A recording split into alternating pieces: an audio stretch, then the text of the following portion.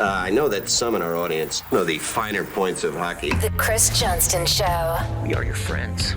The biggest stories, bringing you inside the game. What did you hear? The Chris Johnston Show. What is going on? Here's Chris with your host, Julian McKenzie. Part of the game. Well, unlike Facebook and Instagram and WhatsApp today, this podcast at least isn't down. We're up and running. We're getting going. CJ, good to see you as always. It's good to see you too, Julian. I didn't know if the show would go on because our group chat was shut down all day. So it's been quiet on the phone. I feel like we haven't connected. This is freestyle in this show. Seriously, man. I hope things go well on the show and nothing breaks. I mean, we had ideas to talk about the Vancouver Canucks. We wanted to mention Olympics talk because it's never too early to mention the Olympics, especially when someone like CJ gets an interview with Doug Armstrong, the general manager of Team Canada, and 3 members of Team Canada have been already announced. I didn't even know they had to announce names this soon. But before we get to all of that, Robin Lehner, who, for whatever reason, decided to take a blowtorch and, in layman's terms, woke up and chose violence because he put the Buffalo Sabres on blast. He put the Philadelphia Flyers and Alain Vigneault on blast with allegations that he may be pushing some different types of drugs and medications onto other players. It's a lot of kind of weird ground that we may be touching on for these next few minutes on this topic, but I think it's important that we talk about it. And before we get to the news aspect of all of this, of what's next, because we know Robin Lehner apparently could be meeting with the NHL, CJ, when you heard or saw Robin Lehner's tweets on Twitter about everything that he said, what was your initial reaction? I was a little surprised, I guess. I mean, I actually didn't see it Saturday night. I went to bed early, wasn't looking at Twitter too much before bed, and woke up Sunday morning. I was like, whoa, no, that was a lot there to digest. And, I think what's important to me is Robin Lehner is an interesting dude. I think he's a very courageous fellow. The way he's talked about, his issues with substance abuse, when he had to go to rehab, some of the mental struggles that he's gone through. And, I guess once you digest sort of what was all there, and I think we'll probably get into this, but wasn't entirely clear everything that was being alleged. It was, it was sort of almost a stream of consciousness type of thing was how it came across to me in reading it on Sunday. But, for Robin, I really believe that he's someone who's willing to put it out there. And he obviously really believes in what he's saying here. And I think he's got more to say. And, I think he's a really valuable person in the sport because, he's willing to sort of push beyond, some of the niceties, I guess, we all deal with and speak his truth. And, I commend him for that. And, I'm not entirely sure where this is going, though, in terms of what he's now going to say to the NHL and what happens there. But, I do think, we want to create a space, I guess, where someone like that is being supported because, I do think he's got a lot of value to add. I just want to read a tweet, 2 tweets here that I think kind of sum up the way that Robin has approached this whole thing on Twitter. I've made crazy amount of mistakes, but lying about what I've seen for 12 years is not one of them. I don't care what they say. I don't lie about these things. 100, he does the 100 emoji. True. I'll keep going. Have stored stories for a year. Watch now and NHL will try to cancel me. Good luck, whatever. Okay, the last sentence admittedly a little bit broken there, but the next tweet that follows below is come up about me. I don't care. I don't know. Look, like that sounds like somebody who just feels they have nothing to lose and they just want to put everything. I'm also just curious, like, was it the fact that Jack Eichel was going through what he was going through in Buffalo? Did something else occur over the last few days that made him want to do this? Because it's one thing if you have these stories and you have them in the back of your mind and maybe one day you want to put them in a book or something. But the way that he put out this stream of consciousness, this would lead me to believe that like something happened in the last few days that would make him want to say this. My understanding is that a lot of the triggering for this is the Jack Eichel situation.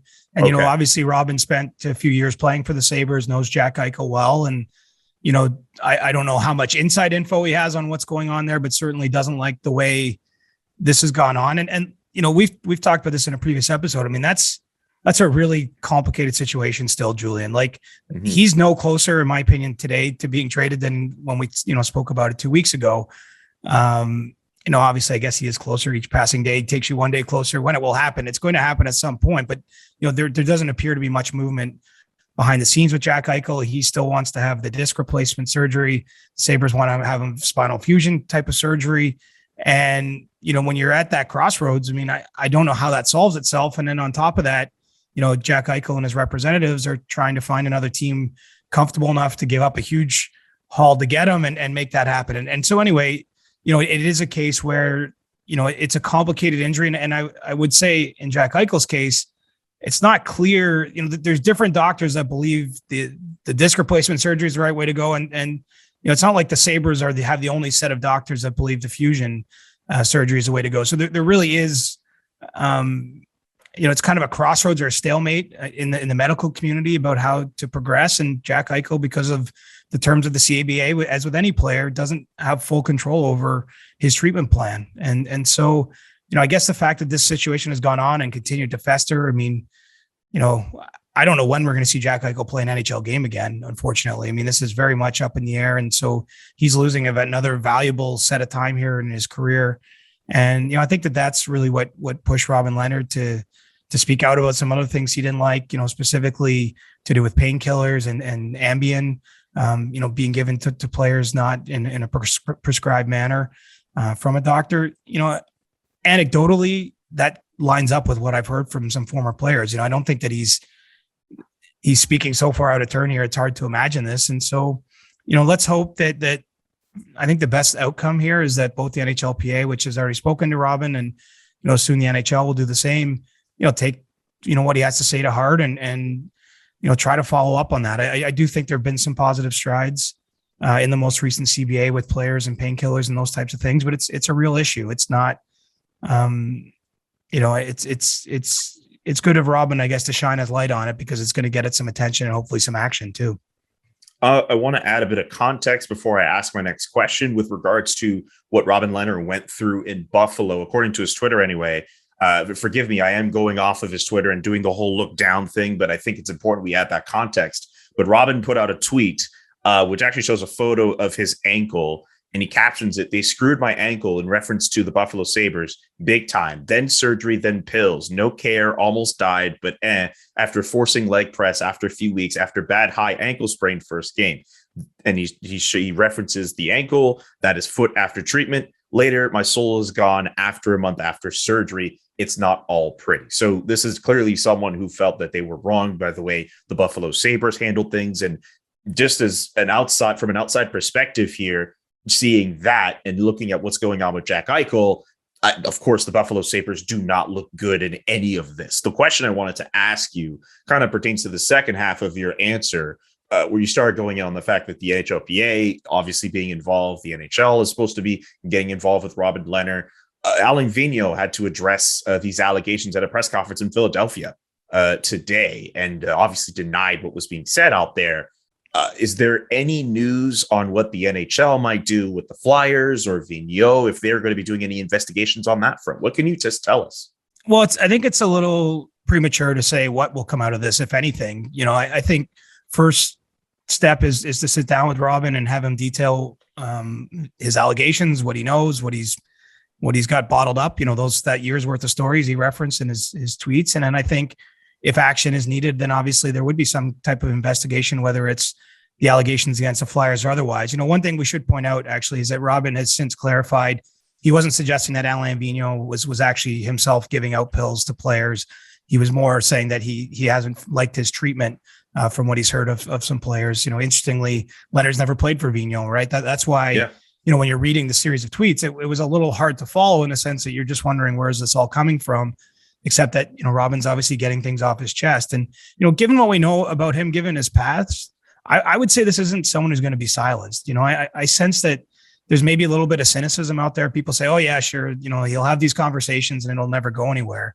I just think given the conviction that Robin has, even the few times I've talked to him over the years, I haven't talked to him since this series of tweets. So it's just more going off his history. But, I really believe that he's got a man with a lot of conviction and I don't think that he will be silenced. And so that's where I see a tremendous amount of value in this. Obviously, just having the courage to come forward and share some things. I think there's a lot of players out there that wouldn't be, and I think Robin's doing this for himself, but also doing it for the athletes he's shared dressing rooms with, around the league. And so, this to me won't just be a one-day story and done. I do think it's too soon to say where it will go, and we're not privy to all the information that he claims to have here, but I think that he's someone that if he's not satisfied with the response that he gets in dealing behind the scenes with the league and the Players Association, I fully expect he'll go public again.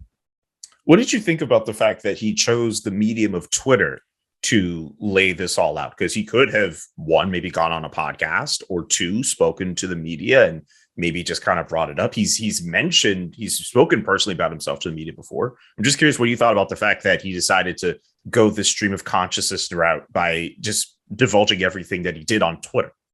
Well, I think it's maximum impact in a sense, at least from a public standpoint, right? I'm sure, the league has set up a private 1-800 number where you can, call with anonymous tips basically on anything.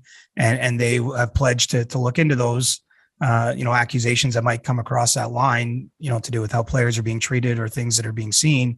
He could have gone that route, but we might never found out about it. And, so I think that he's chosen to do this. I wonder, he was at a team event. I understand when he made those tweets. I just wonder, maybe something triggered him there, and he had his phone in his hand, and it's pretty easy to do. I mean, it's amazing how Twitter, can be so instant and immediate, right in your pocket. He didn't have to set up a meeting or even use the phone to call that number. He didn't have to, go on a podcast.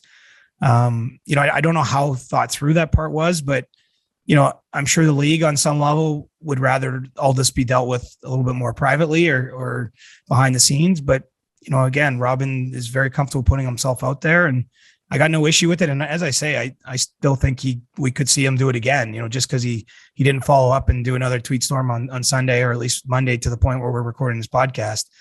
I don't think we've heard the last of him on these issues. I will always ask this question when it comes to these big time stories, because there's so much out there. There's so much we're trying to understand. And because you're in the position that you are, you obviously know 10 times more than I do. But before we move on to the next topic, is there anything on this story with Robin Lehner that that you want to mention that I didn't get a chance to ask you in these last few minutes?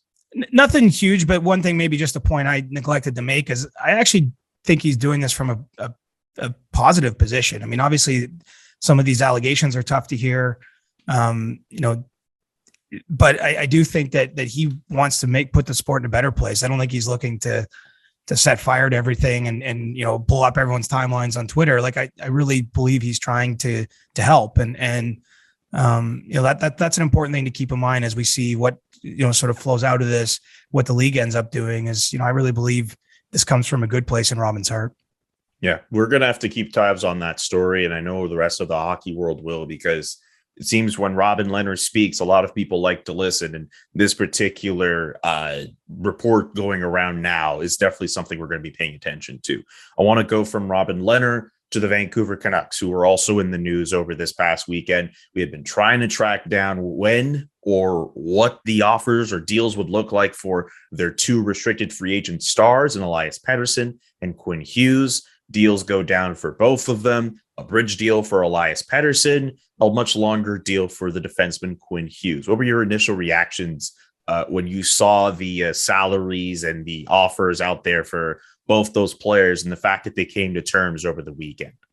Well, these to me seem like very fair contracts. I don't think we can declare a massive winner or not in these, other than the fact that, if you're Vancouver, of course, I think you would have liked to lock both players up long-term, but, for the reasons we've discussed previously, it just wasn't going to be possible with the amount of cap space they had to make these contracts. And so given that limitation, I think they've done well. I come out of it, thinking that Elias Pettersson is really going to be a player to watch now, because, the 3-year contract is kind of a 4-year contract, if you want to think of it that way. Vancouver would be required to give him a 1-year qualifying offer if he got to the end of that contract without an extension. That the amount of that qualifying offer is $8.8 million. And then that would walk him directly to potentially unrestricted free agency. And, even at the time of that 8.8 million, he doesn't have to take his qualifying offer. He could go to arbitration and get 10 million on the next deal. And so, what it does is it sort of clearly defines this next phase of his career. If he's healthy, I don't think there's any question or any doubt, probably in any front office in the league, he's going to outperform his cap hit on this contract. 7.35 million. He's been just slightly less than a point a game player in his first 3 NHL seasons. I would think logic tells us in years 4, 5, and 6, again, presuming and hoping for good health for him, that he's going to be an even more impactful player in those years.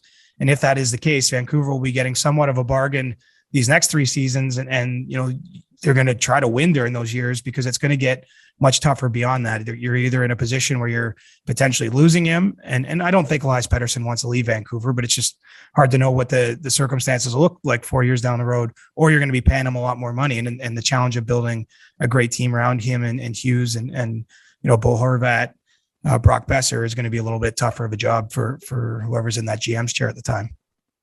Can you run me that qualifying offer number just one last time? Because I heard that and I could not believe. If you're watching this podcast on YouTube, you very much saw my reaction when you read out the number. But just for everyone who's listening on Spotify or whatever, did you just say $8.8 million? Yes, I believe it might be 8.82, but I don't have my notes in front of me. But that's definitely the ballpark of what it is, and so that sets the floor at minimum what he'll be earning in year 4. The first year beyond this contract. I mean, there's almost no circumstance where he'll be earning less than that in that year.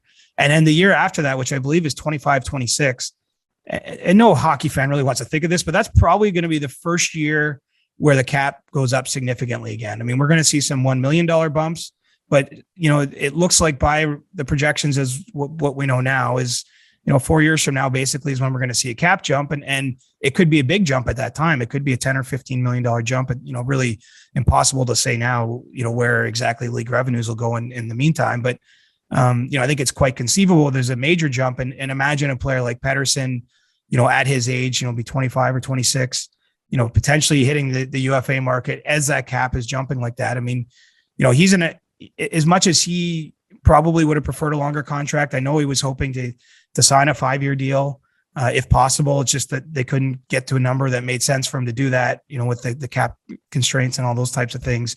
But, this still, I think, sets him up for some big paydays down the road. And as long as he holds up his end of the bargain and is great a player through the next phase of his career as he's been to enter the NHL, I mean, he's not going to have to worry about his kids or his kids' kids. Yeah, and living in Vancouver, we all know how big the housing prices are over there. He doesn't have to worry. If he stays in Vancouver, of course, he's not going to have to worry that much about whether or not he can afford to find a place. That's a real worry, though, man. Like, if you're making like league average, you're living like a journalist in other cities. I mean, I don't mean to be too smart about it, but it's that real estate market is crazy. I now want to know what my journalist colleagues in Vancouver, what life as a journalist is like in there. Also in 25, 26, like McDavid salary will be in double figures. Nathan McKinnon will probably have a new deal by then that will have them in double figures as well. The Leafs, obviously, depending on what goes on with Matthews and Marner's contracts at that point. Well, Matthews only has 3 years left, including this coming season. So 2 beyond this year. So, really 2 years from now in Toronto, there'll be talk about trying to extend him, and who knows what that'll look like. I mean, someone will pass McDavid, right? McDavid has put the bar at $12.5 million. I think McKinnon, there's at least a chance he passes him. We'll see how that goes. Because he's been a really good value contract for Colorado these last number of years. And if it's not him, then, I think Matthews will take a run at trying to do it. So back to Vancouver for a second here. The fact that they have that deal for Pettersson and they have the deals for Hughes, and you could always add more context with that contract as well. Is this good? Are the Canucks set up, at least for the next few years, financially, like in a good spot with the young core that they have and whatever additions they want to do? And I think of the offseason that they just had where they offloaded all of these bad contracts, but they ended up taking on Oliver Ekman-Larsson's contract and he signed for the foreseeable future. Yes, they did get Connor Garland, but they still have that albatross of a salary with OEL. Considering the fact that they afforded those contracts out to Elias Pettersson and Quinn Hughes, going forward, like, how do you see this stacking up from a money standpoint, from a salary cap standpoint? Well, it's not ideal. Like because look, we're going to be talking about their cap issues probably every offseason until, unless at some point they blow it up and trade some of these guys away, which obviously wouldn't be a good sign either. That would be a rebuild or something like that. So, I do think that they're set up reasonably well in that, they got some nice players on their team. There's no doubt about that, but they got real challenges. And that's why, again, in a perfect world, you want to be Edmonton. They got McDavid on 8 years on his second deal like that. Even when you're paying him as the top paid player in the league, I actually think that's a little bit better because it gives you something close to stability to build around. And so in a perfect world, Besser would have signed a longer deal than he did, on his second contract. I think certainly without question, Pettersson would have one now. And you would sort of have a clearer window of how many cracks you have at it with this team before some things get in there. But, credit where it's due as well. I thought Jim Benning had a good summer. He put himself in the problem to begin with. So, but I thought he did a pretty good job of extricating himself from some basically bottom 9 forwards, like guys that aren't going to play with these star players that were owed too much money. He was able to get out from under some of those. He used a couple buyouts on Jake Virtanen and Braden Holtby, and at least set himself up, I think, to improve his team. But the flip side of that is they got about a 3-year window starting right now to get the job done. There's ways that they could extend it beyond that, but certainly I think the pressure to win should be immense in Vancouver, frankly. And I know they missed the playoffs last year, but if these guys are healthy, they've got a pretty nice core and they don't got a lot of years to try to get the job done, or at least where you can say with certainty that they have that. I think Vancouver has one of the nicer cores in professional hockey as it is. Like we look at what Tampa Bay has built up. We look at what Colorado has, and Vegas, they've been able to compete pretty much since they were, put into the league, and they've just built on top of the core that they had. But Vancouver, with the players that they have in Pettersson and Hughes and Horvat, you don't need me to go through the whole list, but I like Connor Garland too. You mentioned earlier, I feel like their depth issues aren't as pronounced as they were last year, in my opinion. Thatcher Demko too. Like this guy's just getting started as an NHL goaltender, but he's won everywhere. And certainly has played some nice NHL games too. Had a great run for Vancouver in the bubble in Edmonton, back in September 2020. But, I think he could be a special goaltender for them too. So yeah, they're set up to have the kind of team that can climb and disrupt the established powers. But again, I think it's challenging when every 2 years you got one of these contracts coming due and it's just hard to fit everyone in. This is a salary cap though. They're not the only team in the league by any stretch that has these issues. I think we've seen a number of great teams. Tampa just won 2 cups and then had to get rid of an entire line. One of their most effective lines beyond their superstars. And so, this is a reality of today's NHL, but it's going to bite the Canucks maybe before they have the kind of success that you'd like to see with that good of a core. I'll say this about your Tampa thing. Like, there are other teams, if they lose a line like that, it hurts them a lot more. Tampa Bay in the division that they're in, they're still looked at as a cup contender to me. I'll add this next question with Vancouver. With the Canucks and the way that their core is set, we were just kind of praising them just now. How could you expect them to actually be in the Pacific Division?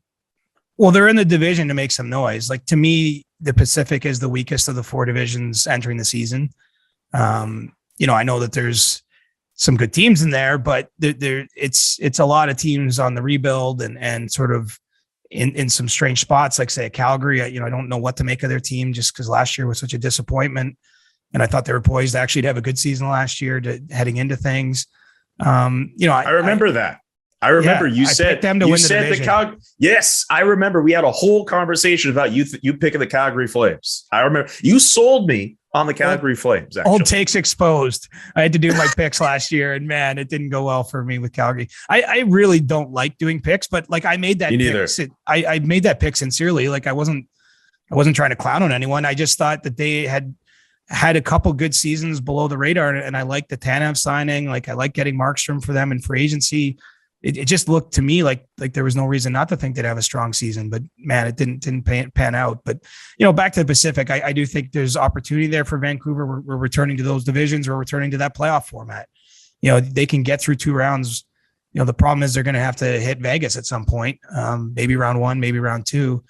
unless they end up as a wild card team and go into the Central. But, let's not get too far down the line. I certainly think Vancouver is a playoff team in that division. They carry that expectation. And, that's the other good part about getting these deals done is now these players, they're at least going to get 1 week of camp and, not be jumping straight into the regular season, because this is a really important season for that organization. Hey, it's Julian here. Just want to let you all know about something pretty cool from officepools.com. They've got a hockey pool running where if you participate, you might put yourself in a position where you could win some pretty cool prizes. Officepools.com, just in case you haven't ever heard of them, was launched in 1995. They were the first website that allowed people to manage a hockey pool online instead of waiting for the scores to be posted on the bulletin board or fridge the very next day. And now they serve hundreds of thousands of users and are the premier fantasy hockey site in Canada. Whether you want to create a box pool, which is pretty easy to set up, or great for fundraising, or if you have a lot of people who want to participate, an open pool or a draft pool, Office Pools has the perfect format for your hockey pool needs. So if you go to officepools.com, join the Athletic Hockey Pool, which is powered by all of the Athletic hockey shows, and they're giving you a chance to participate and have a chance at winning some pretty cool prizes. You could win potentially some signed jerseys from some players like Sidney Crosby. John Tavares is also in that list as well. You could also have a chance at winning a PS5 as well as an Xbox Series X. There's a lot of cool prizes I haven't even mentioned. So go to officepools.com, join the Athletic Hockey Pool, and sign up and make your picks to give yourself a chance at winning some fantastic prizes. It's September, which means football season is back. And for many of us, there's no better way to celebrate and enjoy the games than by having some skin in the game, which is why BetMGM remains the exclusive betting partner of The Athletic. And as a fan of The Athletic, you can bet $10 to win $150 plus a free 3-month subscription or extension to your subscription with The Athletic when you bet with BetMGM using our promo code. Just sign up at betmgm.com and use the promo code TheAthleticPod at checkout to take advantage of this special offer from the king of sportsbooks. That's bet $10 to win $150 plus 3 months free from The Athletic at betmgm.com using the promo code TheAthleticPod. And The Athletic Pod is all in one word at checkout. New customer offer. Visit betmgm.com for terms and conditions. 21 years of age or older to wager. Arizona, Colorado, Washington, D.C., Indiana, Iowa, Michigan, New Jersey, Nevada, Pennsylvania, Tennessee, Virginia, and West Virginia only. Excludes Michigan disassociated persons. Please gamble responsibly. Gambling problem? Call 1-800-NEXT-STEP in Arizona, 1-800-522-4700 in Colorado, Washington, D.C., Nevada, Wyoming, and Virginia, 1-800-270-7117 for confidential help in Michigan, 1-800-GAMBLER in Maryland, New Jersey, Pennsylvania, and West Virginia, 1-800-BETS-OFF in Iowa. Call or text the Tennessee Red Line 800-889-9789 in Tennessee, or call 1-800-9-WITH-IT in Indiana. Oh, now that you mentioned that in terms of getting deals done before camp, you just made me think of another guy who still has not signed a contract. But before I ask about him, Travis Hamonic and the Vancouver Canucks, I'm curious about his status, because I don't think he's been at training camp at all for the Vancouver Canucks. It may be for a different reason. I mean, it's not because of an RFA situation at all. I'm not specifically sure what this reason is, but do you have any insight as to that or what's going on there? I think it's best probably just to call it a fluid situation. I think that, the Canucks have said it's personal reasons that's kept Travis Hamonic away from camp. And, I think he should get, some distance or privacy on what he's dealing with. But, certainly it's an important question. And look, there was a deadline on Friday where players could opt out of the season. There's at least a question whether he would do that. He didn't end up doing that. So, he's under contract to Vancouver. Let's hope he gets back there as soon as possible, but, we'll leave his privacy to him. And, I really do believe the one thing I'll say is I've been around this league a long time, Julian, and when teams say personal reasons, and there's been a few cases where that's been the case, and I've found out quietly what it was, like they don't use that term lightly, or that is a way to deflect attention from what's a normal reason to not be there. So, I think we'll give Travis and his family some privacy. I agree with that. And thinking in light of what's gone on with Jonathan Drouin and the Montreal Canadiens, we're in my market, at least, we're not too far off from a player taking time away due to personal reasons. I will take the opportunity to ask about that RFA update. And Brady Tkachuk with the signings of Pettersson and Hughes, he is the RFA left without a contract. Are we any closer to seeing him sign with the Ottawa Senators? Do you have anything on that? We are closer because, look, Ottawa isn't even at the salary cap floor right now without him signed. They have until October 12th to get cap compliant, or October 11th, I believe it is, that the opening night rosters get set. So, they're down to about a week until they have to get to that spot. And it's pretty obvious where they intend to get the money to jump over the floor. As Brady Tkachuk's going to get a nice contract here. They do have Tyler Ennis in camp on a PTO. Maybe he gets a contract as well to help get up to that number. But, with Tkachuk, it seems like Ottawa's still very focused on an 8-year contract if they can make that happen. And so, if they hold that line in terms of that sort of term, I think that there's an easier bridge to be done with him. For example, a 3-year contract, will come with some questions about, will he sign another one beyond that year? You're playing, it's a different set of circumstances than what Vancouver was dealing with Pettersson. But as long as the Senators are fixed on an 8-year contract, I think we should be looking at his teammate, Thomas Chabot. He signed an 8-year, $8 million contract. I would expect, to get Brady Tkachuk signed for 8 years, it's probably going to take a little bit more than the $8 million Chabot got. And, as far as I can tell, that's kind of where we are right now. I mean, he's, I don't know that the gap in what the sides want financially is huge, but, you need some movement at some point. And I would think that that's going to come, very soon here. I'd be surprised if this one dragged into the regular season. And so really we're down to the final week where, if the Sens got to keep going for $8 million, I think that they're going to have to, 8 years, I think they're going to have to get to $8 million and above and probably put some bonus money in there, which is not something, that organization or franchise has done too often. There's always a compromise possibility where you go shorter term and, try to do it again in a few years' time.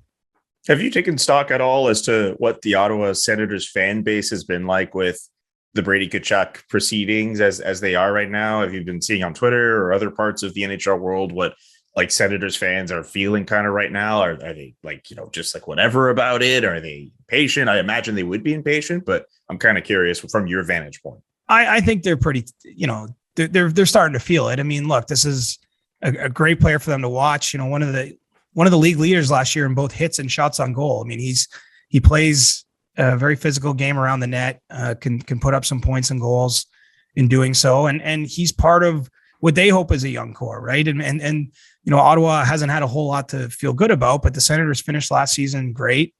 Now it's heading into another full year with Stützle and Josh Norris and some of the guys that got on D with Chabot. And then, you want Brady Tkachuk in that mix. I mean, I still think personally that they're a few years away from being the kind of team, that really strikes fear into their opponents, but they earned a lot of respect back last year with how hard they played and some of the games that they played in the North Division. So, I think fans are nervous. My brother-in-law, Alex, is a Senator season ticket holder. He's been texting me up a storm.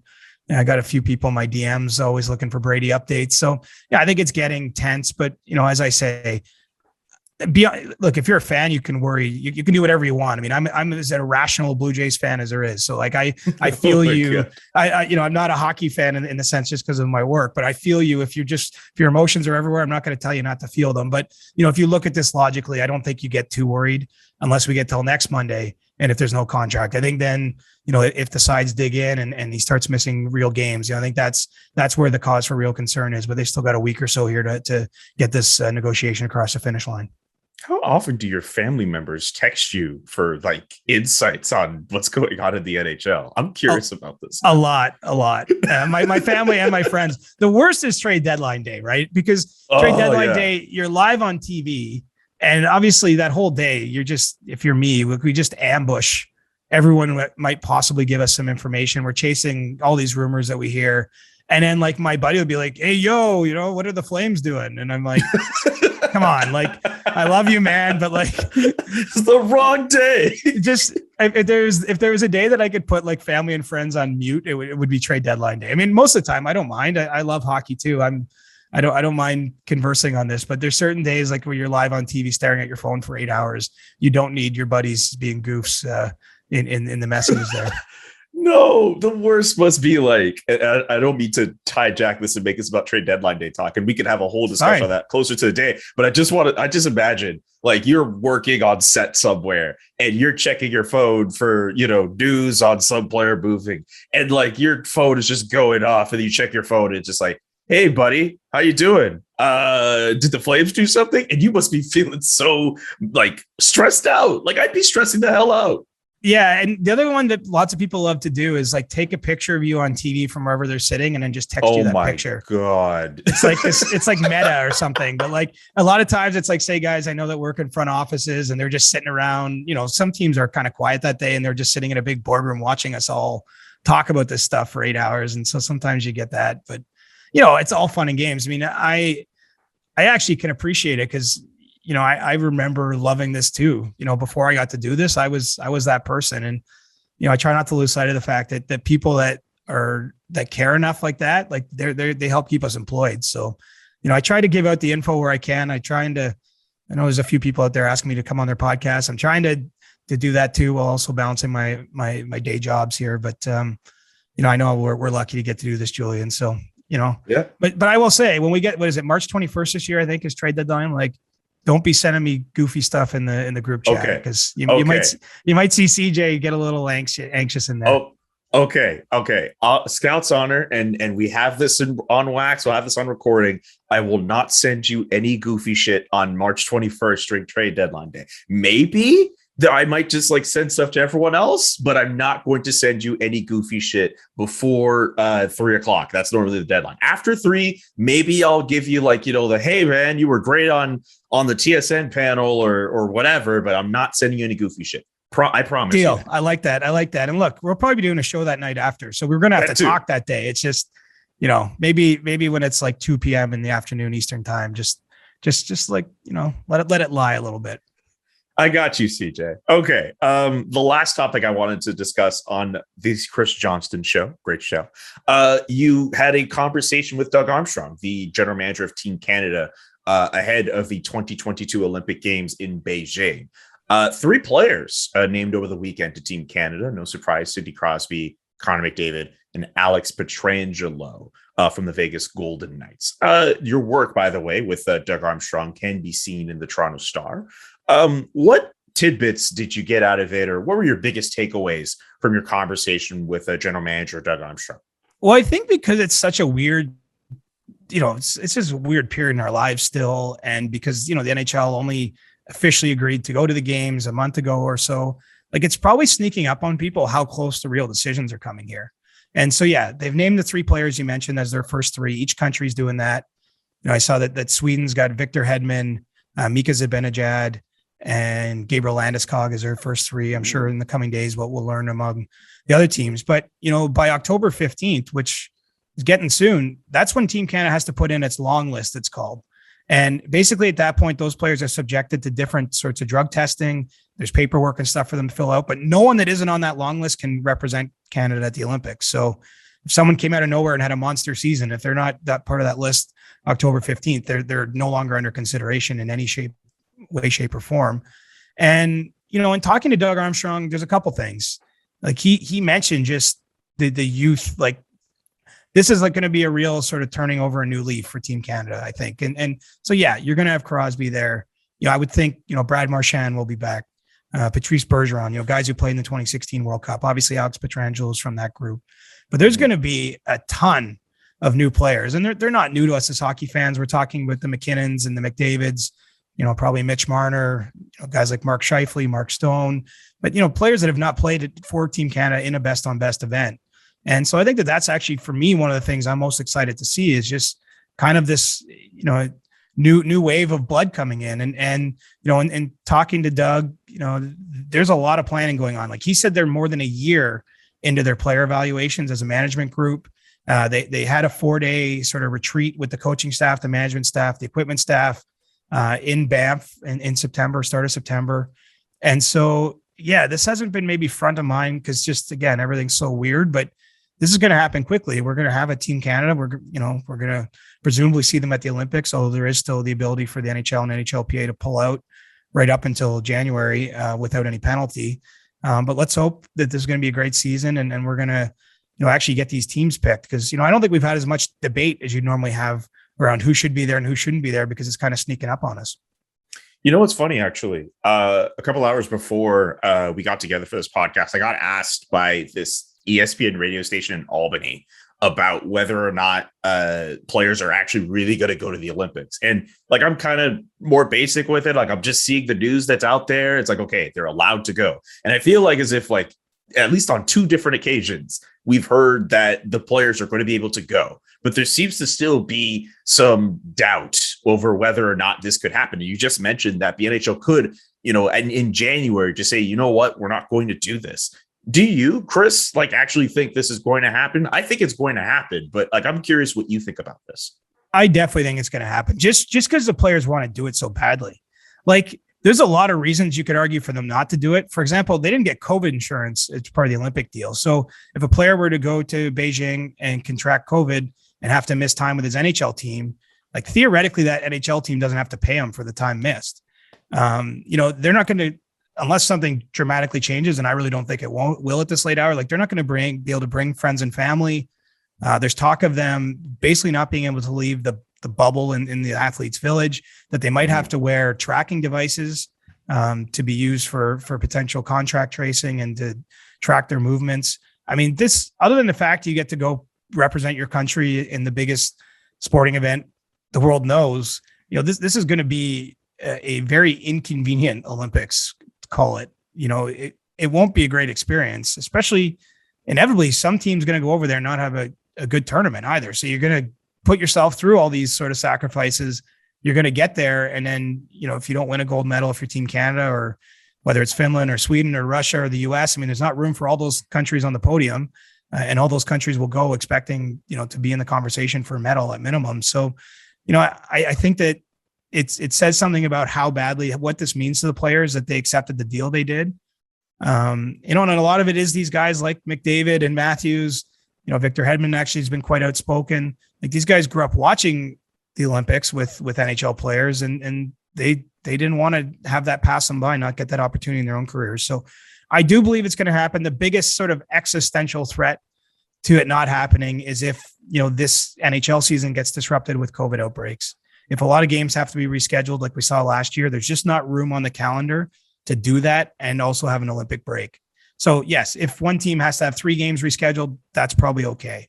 But if we see a number of outbreaks among teams and huge swaths of the schedule get disrupted, the league and the Players Association will have no choice. I mean, the first priority this season, of course, is getting games played, getting an 82 game season, and getting fans back in the building, which is, money in the till, essentially getting the business up and running again. And so, that's going to take priority over the Olympics if they have to make a hard choice between the two. Mm-hmm.